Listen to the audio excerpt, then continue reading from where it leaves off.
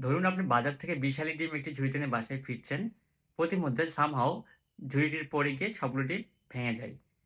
আপনি যদি ডিমগুলোকে একটি ঝুড়িতে না নিয়ে ২ টি ঝুড়িতে নিতেন, তাহলে হয়তো একটি ঝুড়ির ডিম অক্ষত অবস্থায় থেকে যেত।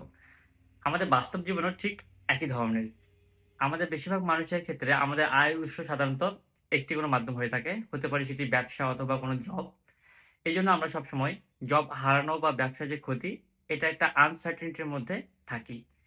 আমরা যদি আমাদের আয়ের উৎসকে একটি জায়গায় কনসেনট্রেট না করে আমরা যদি ডাইভার্সিফাই করে ২ থেকে ৩ টি আয় উৎস ক্রিয়েট করতে পারি, সেক্ষেত্রে আমাদের এই জব হারানো বা ব্যবসায় যে লস, এটির যে চিন্তা সেটি কিন্তু অনেকাংশে কমে যায়।